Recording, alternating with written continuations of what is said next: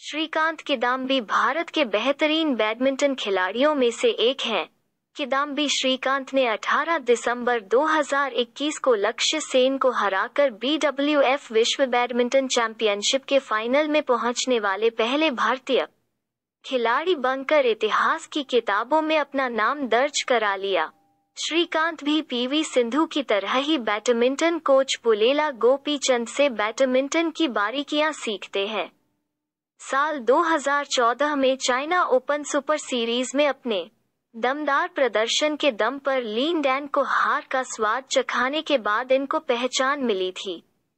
किदाम्बी श्रीकांत का जन्म किदाम्बी श्रीकांत नम्मलवार के रूप में 7 फरवरी 1993 को पिता किट्टू किदाम्बी और मां राधा के यहाँ आंध्र प्रदेश के रावुलापलेम शहर में हुआ था।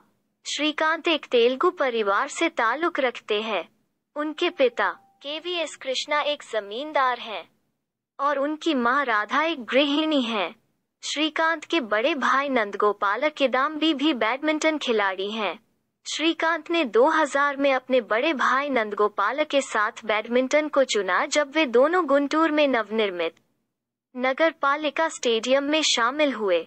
नंदगोपाल की प्रतिभा को स्पोर्ट्स अथॉरिटी ऑफ स्पोर्ट्स ने देखा और आंध्र प्रदेश की स्पोर्ट्स अकादमी में प्रशिक्षण के लिए विशाखापत्तनम चले गए। 2001 में श्रीकांत भी अकादमी में शामिल हो गए और छात्रावास की अकादमी में अपने भाई के साथ एक कमरा में रहने लगे। आंध्र प्रदेश की स्पोर्ट्स अकादमी में अपने भाई के साथ जुड़ने से पहले श्रीकांत बहुत ही ज्यादा आलसी थे। हालांकि उन्होंने अकादमी में शामिल होने के लिए कड़ी मेहनत की।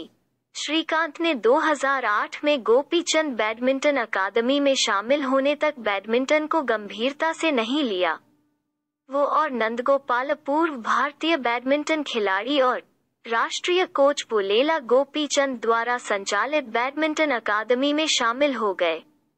गोपीचंद बैडमिंटन अकादमी में जाने के बाद श्रीकांत ने बैडमिंटन को गंभीरता से लेना शुरू कर दिया। पुलेला गोपीचंद का मानना कि उनमें प्रतिभा है लेकिन उनमें फोकस की कमी थी। गोपीचंद ने उन्हें खेल पर अपना ध्यान मजबूत करने के लिए निर्देशित किया।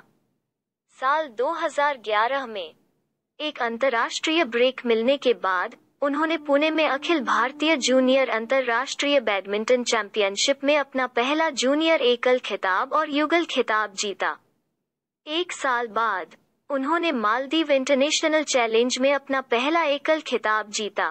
साल 2013 में उन्होंने पारुपल्ली कश्यप को हराकर सीनियर नेशनल बैडमिंटन चैंपियनशिप में अपना पहला एकल राष्ट्रीय खिताब जीता।